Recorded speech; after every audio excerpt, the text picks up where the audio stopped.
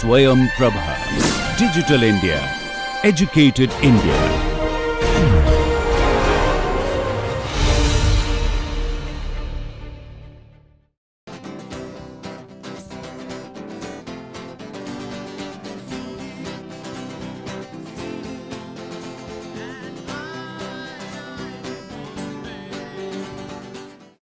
Hello and welcome to today's NPTEL lecture on Introduction to Mechanobiology.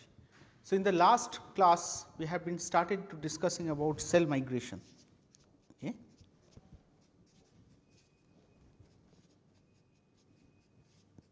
and the role of actin dynamics in driving cell migration.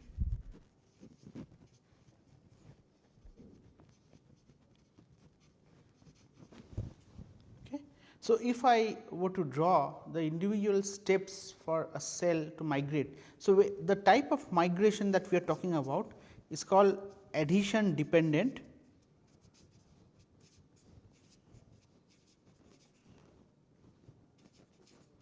or the word mesenchymal is also used, mesenchymal migration. Okay. And cells like fibroblasts, epithelial cells, okay, all these types of cells which exhibit mesenchymal migration.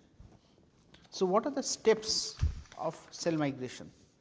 So, it always begins. So, if you have a cell resting on a substrate, so let us say these are my adhesions, it begins with, so let us say if I draw the position of the cell, it begins with protrusion, okay, protrusion of the leading edge. Okay. So, what you have a slight protrusion of the leading edge. Okay. So, the adhesion was here. Second, this protrusion is stabilized. So, stabilization of protrusion by formation of focal adhesions.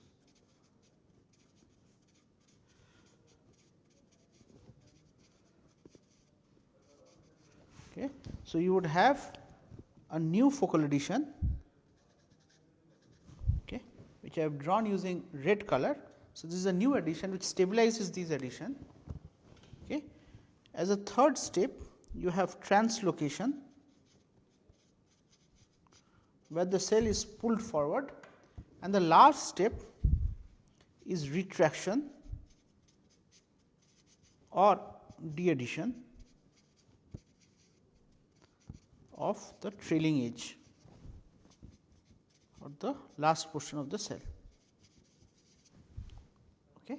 So, in this case, in this retraction, so rear adhesions are broken.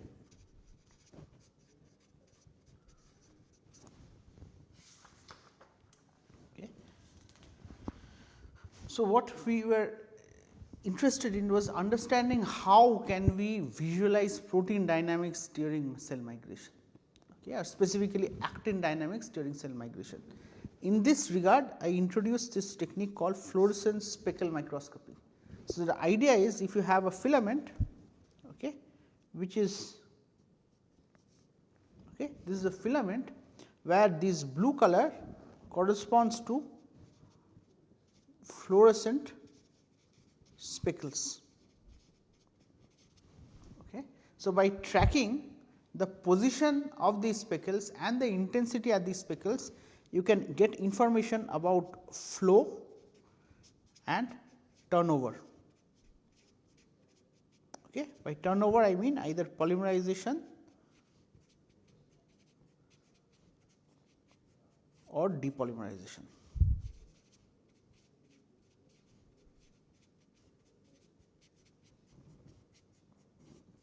So, typically for fluorescence speckle microscopy, order 1 to 2% of monomers are fluorescently labeled.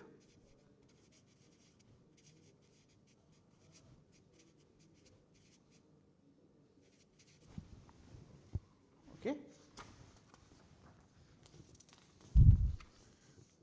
So, if you have a stress fiber, okay, if you have a stress fiber where you are imaging using fluorescent speckle microscopy. So, instead of the intact fiber, you would see these dots which are kind of roughly aligned.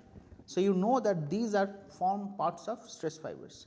Similarly, if you have an adhesion, okay, you might have, okay, these dots which align at those adhesions. Okay, so, this is how you can track the dynamics of adhesions or actin at stress fibers using fluorescent speckle microscopy. So, using this technique, okay, so Claire Waterman Storer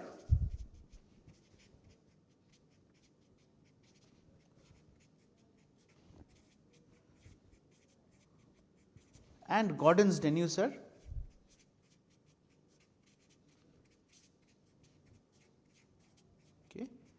they probed the role of actin dynamics in migrating cells. Okay. So, using FSM,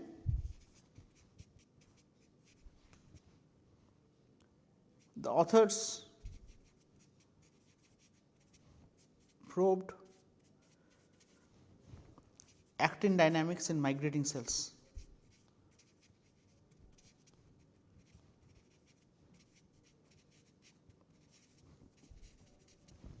Okay. So, what they found, so there were two things that I discussed in last class. If this is the leading edge, okay, so you would have two zones,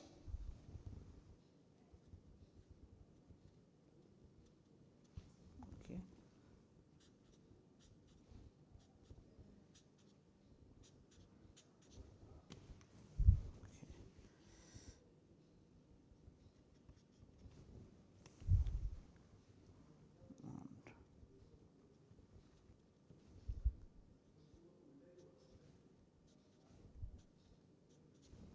okay.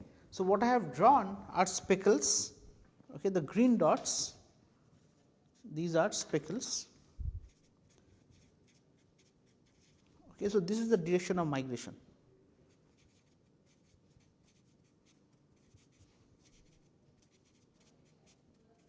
So, what they found was exist two populations of speckles. Okay. All these speckles exhibit retrograde flow.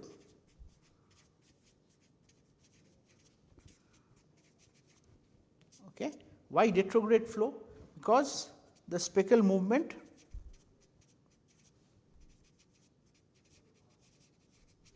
direction is opposite to the direction of motion or cell migration. But what you have are two zones. So, you can segregate this entire thing into two distinct regions of retrograde flow. Okay. So, you have one zone in which speckles exhibit fast retrograde flow, second one where move slowly. Okay. So, here retrograde flow is fast, here it is slow. Not only that, you also have, okay, so let us say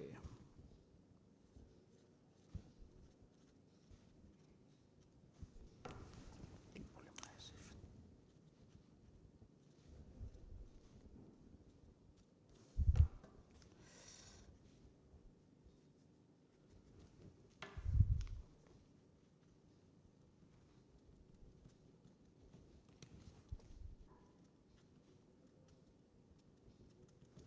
Okay. So, the two zones, in the first zone where speckles move fast, you have two populations of speckles. The green one corresponds to speckles where polymerization is observed. and the red ones signify depolymerization. Okay. So, what you have, so in essence the first zone, okay, first zone has high polymerization and high depolymerization, okay, plus fast retrograde flow.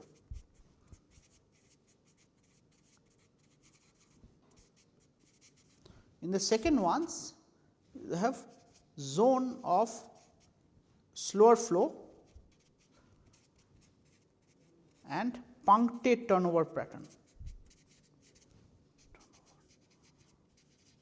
Okay. So, this zone, first zone is called the, so this zone is called the lamellipodia, and this zone is called the lamellum or lamella. Okay. So, what I also discussed was these two zones are molecularly distinct.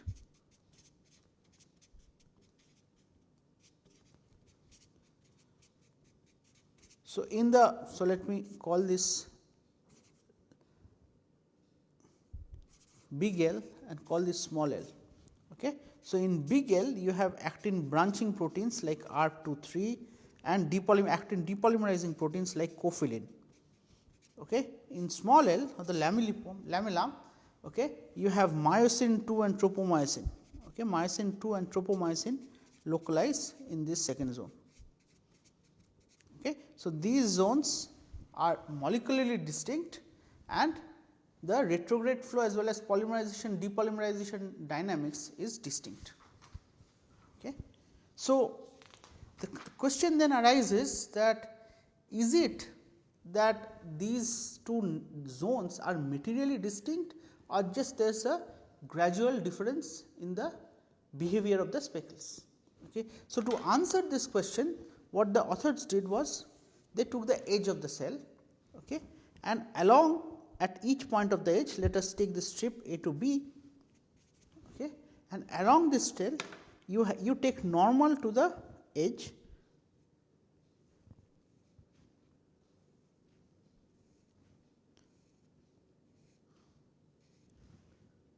okay. So, what I have drawn are directions which are normal to the leading edge, okay, and we ask that how does polymerization and depolymerization vary along these lines. So, let us say this is line 1, so this can be line 2, so on and so forth.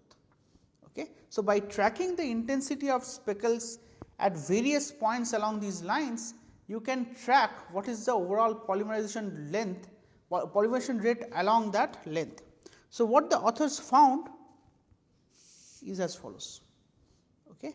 So, if I were to draw the polymerization rate, so what I find is, so this point corresponds to the leading edge.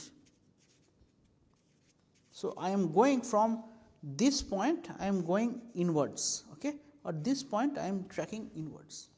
So, what they found was the polymerization peak. So, let me draw with this.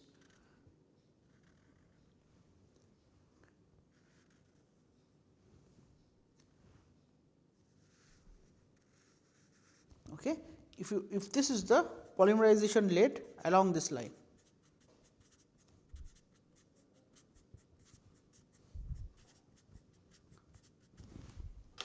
Similarly, so let me just point out this position of peak, okay, and this position. Okay. The depolymerization rate. Okay. So, because I am plotting the depolymerization rate, you will see that the depolymerization rate also, so I am plotting it in negative direction, exhibits a peak which is slightly off this peak, okay, then it drops and you have this line. Okay. So, this signifies the depolymerization.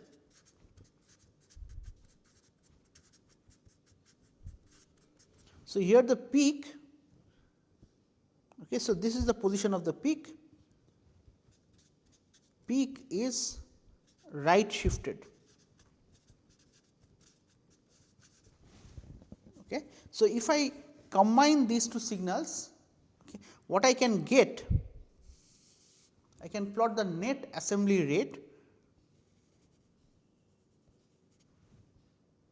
Okay.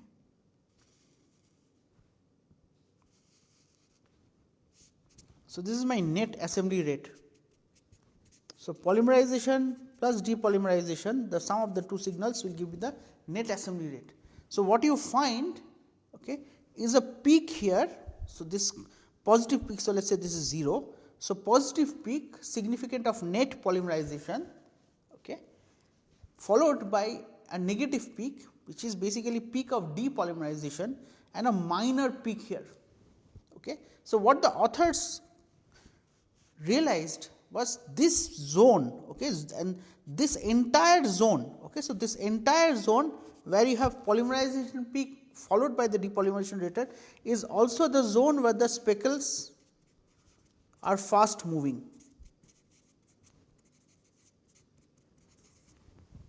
Okay. So, this suggests that now if you look at this curve, it looks like a sine curve, you have positive and you have almost symmetrically negative here. So, if you take the area of these two curves and sum them together, you will get 0, okay, suggesting that the material required for polymerization at the leading edge, okay, is provided by the depolymerization of filaments slightly backward. Okay. So, there is a providing of monomers, this depolymerization provides some monomers for the polymerization to occur. So, you have a polymerization event followed by a depolymerization event. Okay. So, suggesting that this raises the possibility that these two networks, okay. So, I have lamellipodia and lamella are materially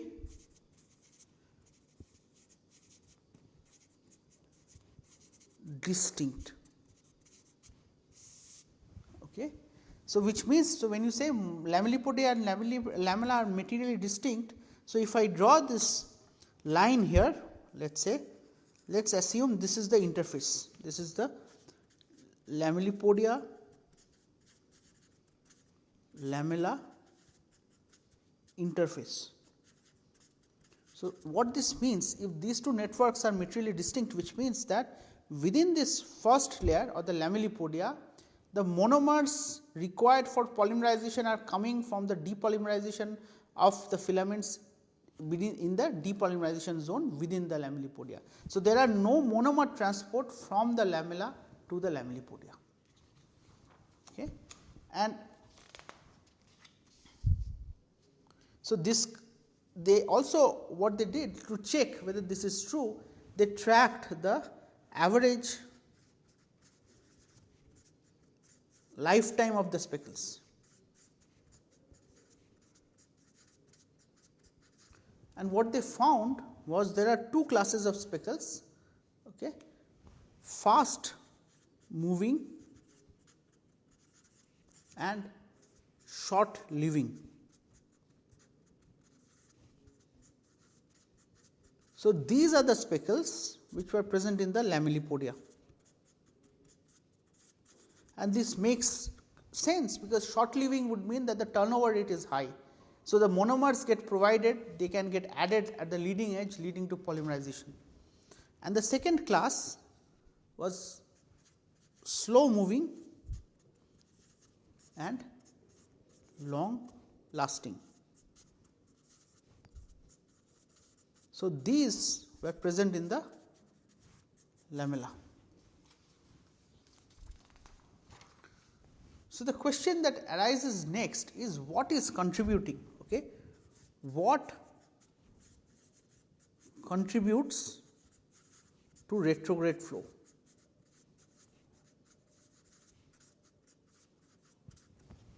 Okay. So, you know previously that myosin 2, okay, this was enriched in the lamella, and what does myosin 2 do? It exerts, it pulls on stress fibers.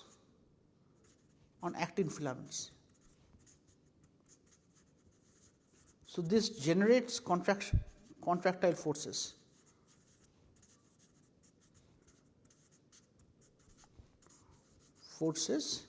If cell is anchored to the substrate.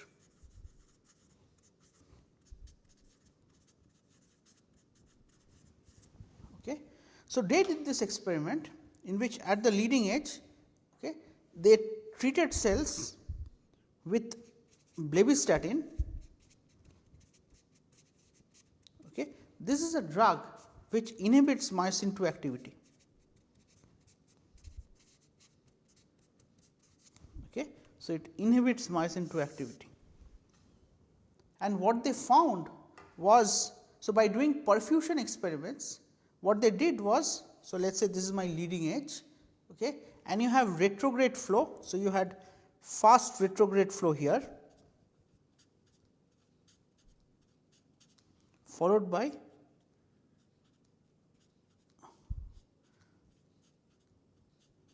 slow. This is fast, this is slow retrograde flow. Okay. So, this is without bleb. Okay. When you add bleb,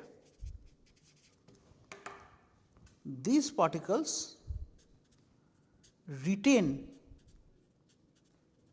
the retrograde flow, but internally all these particles retrograde flow is eliminated.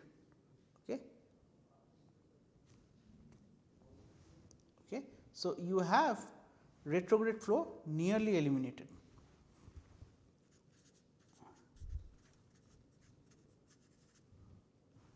Flow eliminated. So, this proves, so this point proves that when you have retrograde flow eliminated in the presence of blebistatin, which inhibits myosin 2 activity, it suggests that retrograde flow in the lamellar region is attributed to myosin 2 pulling along actin filaments. Okay. So, the filaments are pulled rearward, that contributes to the loss of retrograde flow when you add blebistatin. Okay. So, then what contributes to retrograde flow at the leading edge? Okay. So, to ask this question, so what contributes to retrograde flow at the leading edge? Okay. So, to answer this question, what the authors did was they treated cells with cytochalasin D. Okay. See, this prevents, this drug, it prevents actin polymerization.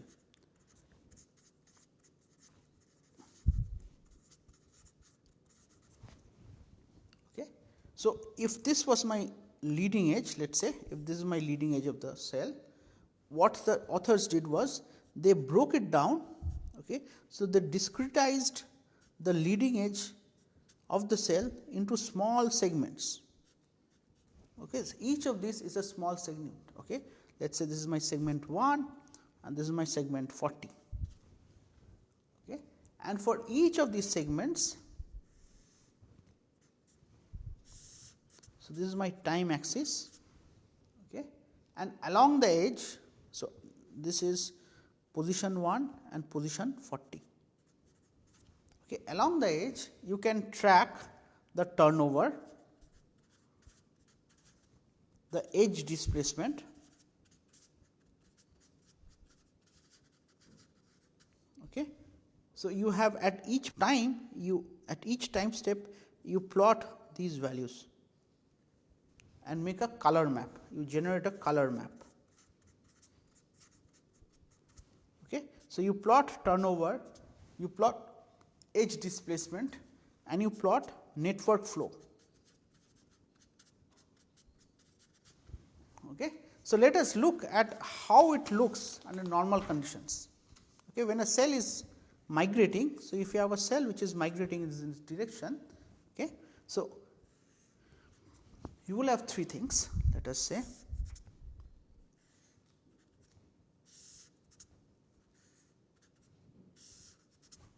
Okay. So, what I will do here, okay, in this graph let us say this is turnover. So, before perfusion or without drug, okay, what you will see, you will have these let us say, so as per our previous color schemes, green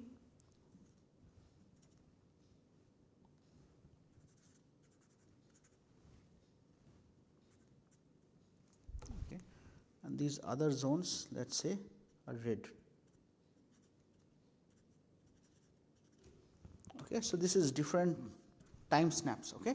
So, this the way to interpret this is at this point, let us say you start from some point 0, you call 0 point, okay, there is red is depolymerization. So, green is polymerization and red is depolymerization. Okay. So, the turnover says that along the edge there are some points where polymerization is happening, some points and the remaining points where depolymerization is happening. Okay. So, if I were to plot the edge displacement, let us say this is my edge displacement. Okay. At the position where I had polymerization previously, what I see, okay, and the rest points blue. Okay. Again I have red and so on and so forth. Okay. So, in this case, in this colored scheme, so blue is negative, red is positive and max. So, positive means, so the cell is migrating outward. Okay. So, where polymerization has happened, the edge has moved outward. Okay. That is my positive direction. Okay. Remaining points, so let us say where depolymerization has happened, the cell has locally the cell has moved backward. Okay. So, that is what you see. Okay. And for in terms of network flow, because it is retrograde flow, you will have blue throughout, but deep blue here and then lighter blue shades here. Okay. So, this is my retrograde flow, this is flow. Okay. So, a polymerization event is correlated with an edge displacement and correlated with retrograde flow. So, you have the following thing: polymerization causing edge displacement, and this causes retrograde flow. Okay. So, I stop here for today and we will continue from here in the next lecture. Thank you for your attention.